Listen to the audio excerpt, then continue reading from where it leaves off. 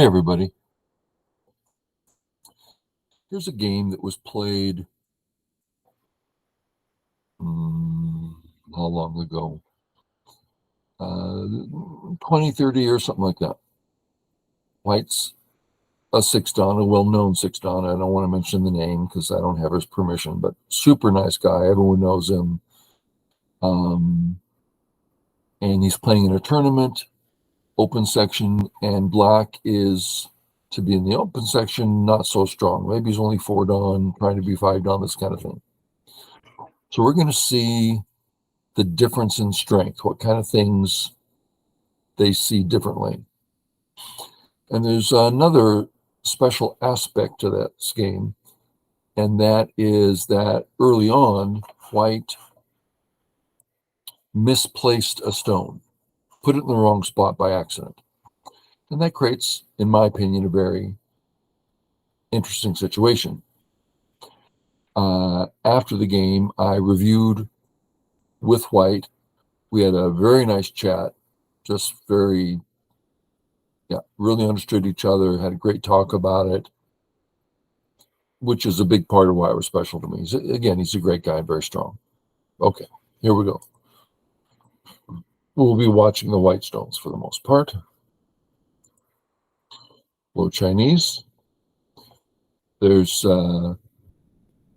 two most common ways of dealing with it. Approach it A. We'll look at the standard stuff here. White's developing the top. This is old style, before the new stuff came along. And we see the board, coming along fine, this kind of thing. It might even be this sort of thing. Black has no cash, but a great potential. White's got a little more cash, but anyway. So that's one common way. The other one is to approach.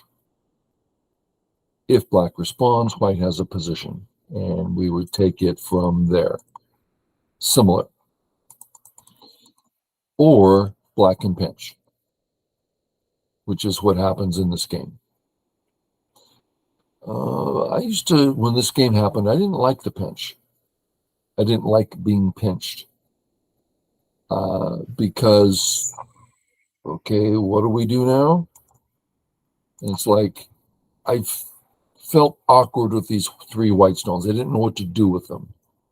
I'm more comfortable now, but at the time I didn't like this. So Mr. Yang says, well, then just play this way and then come in. Oh, that makes sense. So I used to play that way all the time. In this way, I would approach this way. I would I would do this second. Didn't make much sense there, but I think you get it. Comes in. Now again, this is supposed to be here. He put the stone down, and then he's thinking, how'd the stone get there? Was it moved? I don't remember putting it here. And this is him talking to himself during the game, just in his own head. It's like, well, so it's a 2 or 3 point loss. Not a big deal early on. Everything's fine. So white got the bigger shamari rather than the lower shamari. A little more robust right rather than a potentially flat right. Okay, but something else has happened here. Let's look at the more normal move at the time.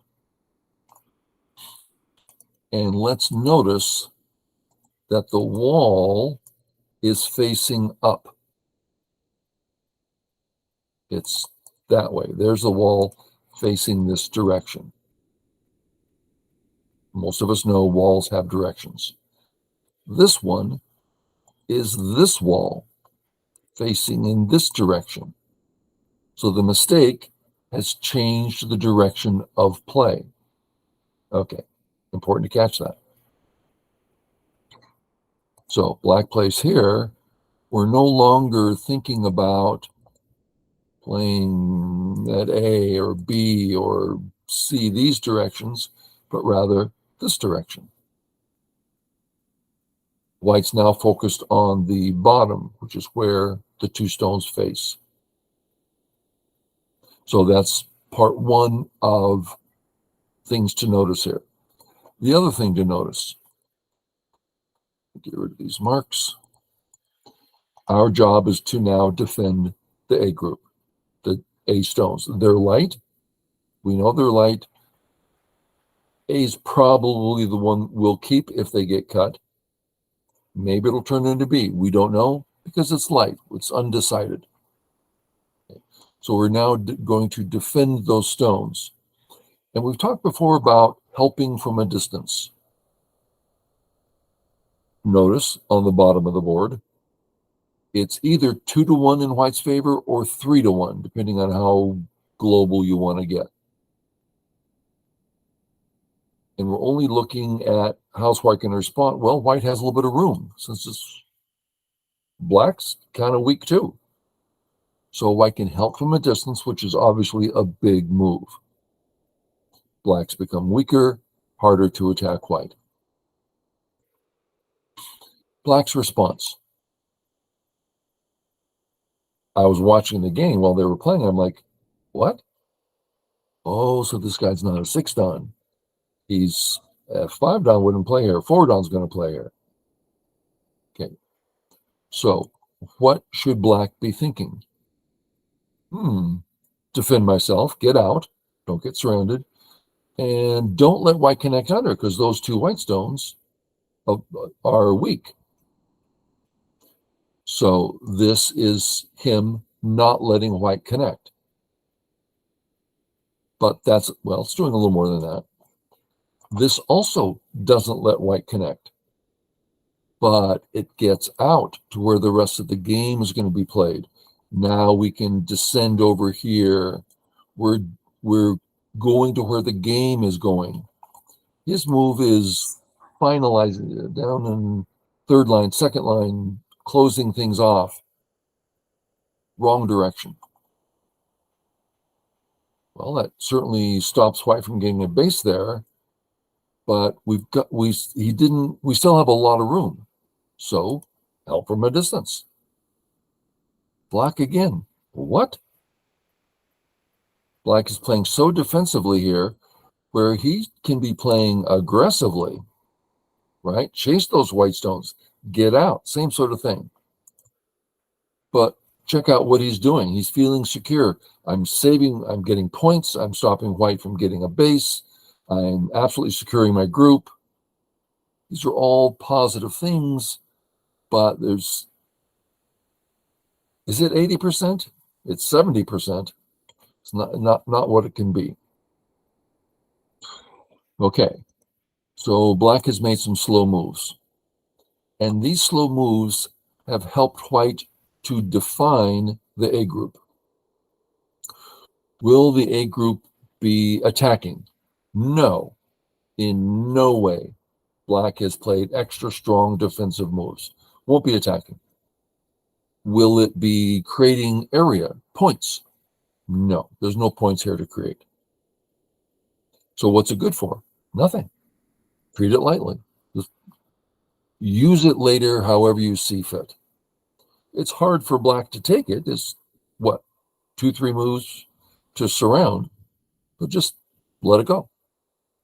It's a very important concept to get, is treat the stones as it goes. It goes from light stones to very light stones to just give them up. Treat them light later. Okay, so White plays away. Black plays the territorial move, which many of us dislike because our white stone seems like, man, I have nothing in the corner. Now I have no base. But we learn over time, just play either A or B. That's enough stability. And he does it this way, which fits the board well. And Black goes in on the attack to attack the two. A little late. It does put White behind enemy lines. So we're going to play that lightly. And this is interesting to me. How is he going to do this? There's a few ways. Like, well, that's potentially a little deep. What makes us think that? Well, it's a knight's move. It can get cut. Well, I've given those two stones up. I'm creating a new group on the right. Interesting. If black tries to fight, well, we just run out, and now he doesn't get the right. That's Gote for him to take the right. So that's his thought. Another light way would be here. Doing less, but safer. So white plays here, and black sees the ladder. And he wants to cut here. So ladder breaker. And cut. You see black's intention. The bad news is he didn't defend the A-stones. Now, white doesn't have time to attack them yet, but can't go around leaving weak groups. Notice as soon as he stood up with A, it's a committed group. Let's look at an alternative. Let's say black played lightly. Now he's not committed to it. He can give up one, the other, maybe both. Who knows? He's treating it lightly. Ah, that's a big difference. But his move, committed. The white's looking, I got no reason to touch those stones together. The touch just gave black an extra point and a little bit of more width. Why would I do that? I'll just simply allow him to take him. Well, black has to stop white from using that stone. White comes down, and now black has two powerful sente. Big and powerful. Big and powerful. But it's white's move. This is sente to, if not kill, totally mess with the right side. Very powerful. Black responds. White gets both. Very nice. And notice those white stones inside black still aren't captured. So this is why we like sacrifice stones. Give them up. They're hard to take. We finish our group, threatening black, and black doesn't play at our group, so we don't defend. Where to next? The two black stones. Two ways to attack, A and B. And I'm saying that B and C are the same concept. Might be worth looking at B and C. If C, now we're stopping black from getting a base there, but notice this is very powerful sente. If white responds here, white is being submissive, and black's getting out more easily. If we hane, well, that means later on there's another forcing move. So it's not a strong position. So C, we don't play so often. Let's look at B. Ooh, white's position's very thick and strong. No sente there. Much stronger position, which is why we tend to play B instead of C. Notice B is side while A is center. So normally we would play B. That sort of didn't cross his mind. He's thinking, I have this structure that I just marked with the triangles with a fourth line move.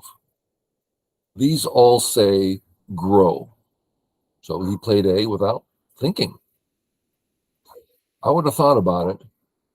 I'm pretty sure I would have played B, and I think that would have been wrong. That's my guess. Okay. Onward. He plays here.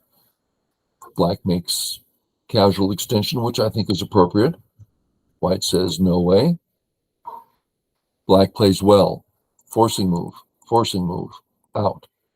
It's the best he can do. I like it. White. Let's look at white moves here. White can come up. It defends the white group on top. It defends the white group in the center, threatens to surround black, does a lot of good things. Next, B. Grows wonderfully, helps white center group, doesn't help the top group. Very reasonable move. And then we have his move.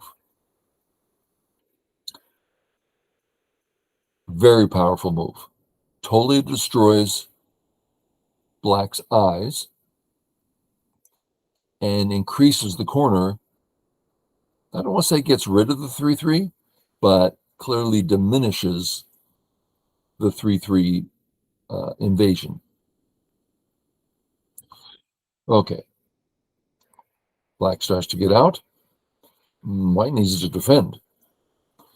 Now the idea, A's my group. B's here to help. How can I do this with C in mind?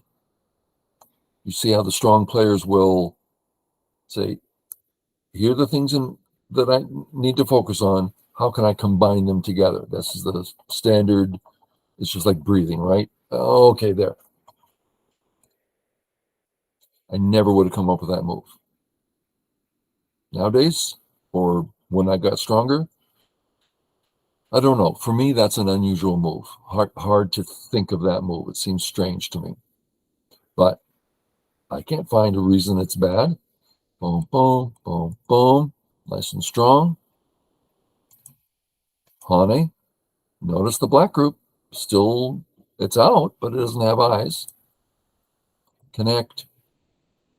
So white's feeling good everywhere here.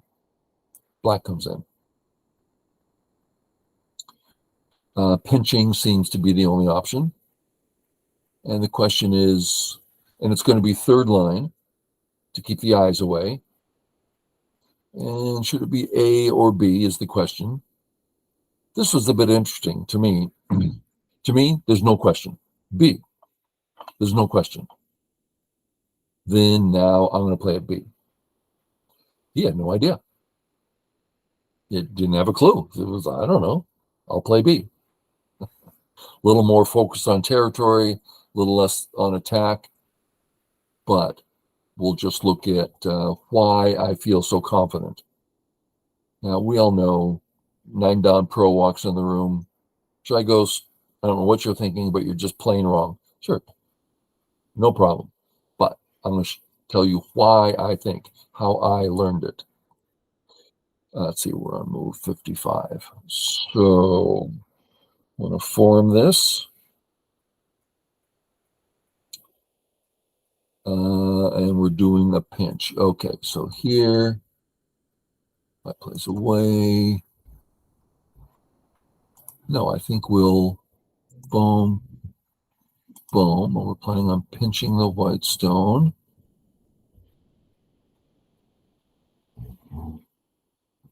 Okay, and white's here. Black plays away. This is not forming well. I want this white to be Sente. And I think in this formation, it will be Sente. Okay. So maybe this is good enough. Maybe this is a good position to see. Okay, so black to play. If we pinch close, and that Sente into the corner, do you see how the A stone is a little close to a 2-stone wall?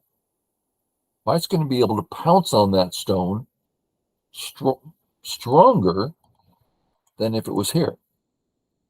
So the point is, there's an invisible stone. This is what James Kerwin, the first Westerner to ever get professional status, the term he used.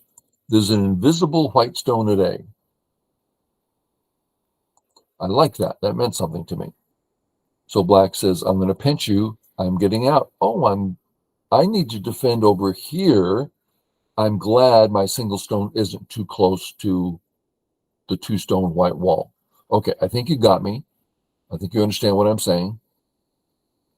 So we go back to, I believe it was 80, 50, 70, 80. Was it 80? No, way before that. I said the number out loud, hoping I was going to remember it. 55. I remember now, 55. So he played B. I would have played B.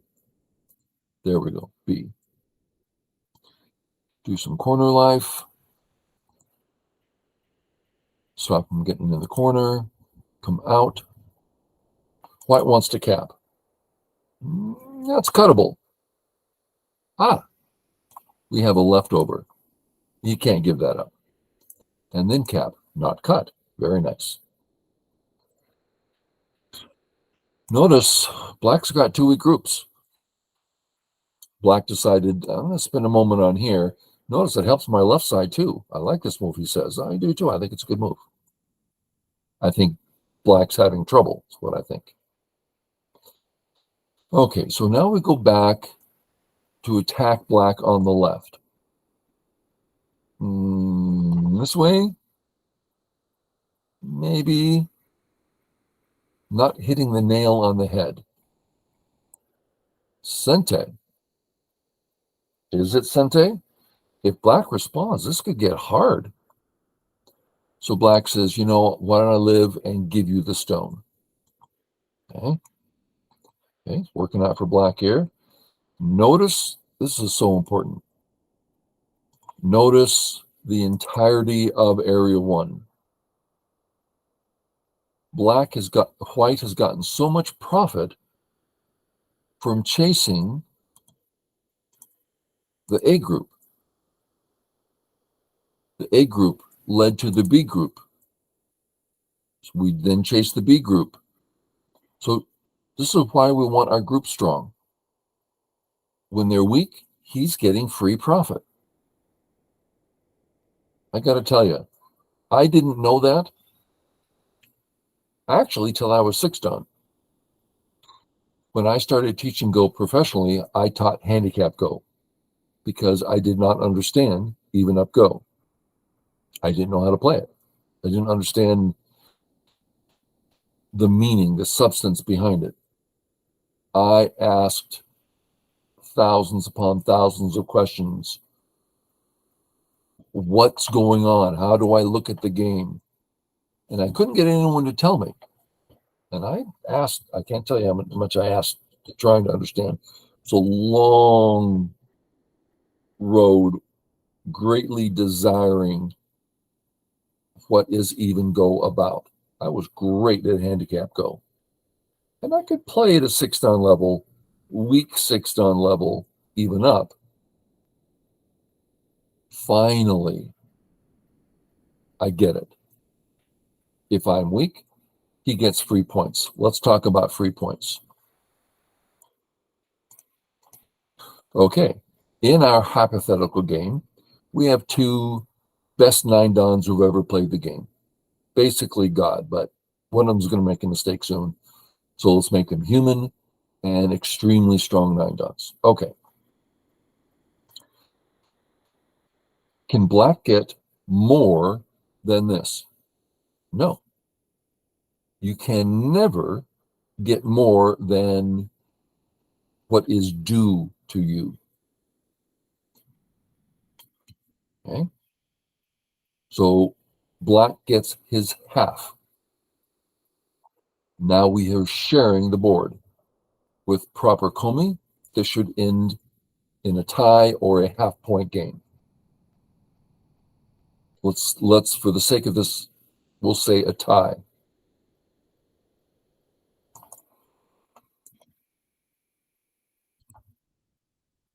Where's the mistake?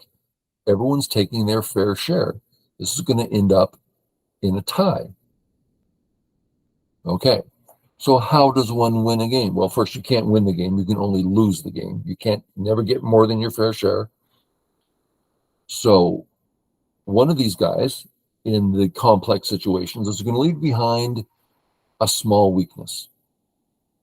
Everything's even other than this small weakness. And White says, Atari, White gained 1 point in Sente. What's the count now? How do we count the game up? White's 1 point ahead because Black left a slight weakness. So the only way to win a game is small profit in Sente. This is something strong players are aware of. Play strong, don't get used, don't give away free stuff. And if you see weakness, take some small profit in Sente. Get back to the game. Okay, hopefully that made some sense. Where did I leave off? Last time it was 55. This time, I do not remember. One of you's telling me. We did that. Come on. We did that. We did that. Here we go. So, White got a lot of profit because of Black's weakness. Can't emphasize it enough. Okay. Back to the game. Here, he played a move I would totally, completely have missed. Never would have crossed my mind. I saw the move and I read it out a couple of times. I go, holy cow, what a great move. I'm going to die. You can't play there. You can play there. It works for White. I'll let you do the reading. That gives White not only a few extra points in the corner, but it removes Black's eyes. Black only has one eye now. That's a beautiful move. I never would have found it. Even today, wouldn't have found it. Maybe. I don't play now. So at my peak with the sharp mind, maybe. Okay, unusual moves. Black. So he's like, okay, I'm getting out. You don't really have a forcing move. He's trying to, find me eye to live. White says, if I take you down to one eye, you'll run out. If I stop you from running out, you'll make two eyes. No reason to attack right now. Let's attack this group instead. Black says, great, I'm going to live. White says, great, I'm going after the other group. We corral him. This is the way we do things. Standard pattern. White says double Atari in order to surround.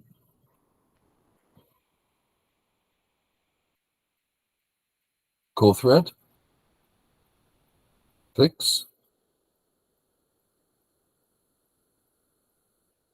Cut. Atari fix.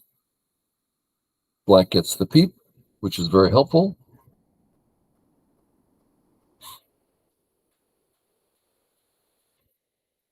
Black goes for life. Couple co's going on. White is more concerned about this cut. And now White can walk away and walks away over here. So let me turn my alarm off. That's a student that has canceled this week. Dentist appointment. Epic, in his words. Epic dentist appointment.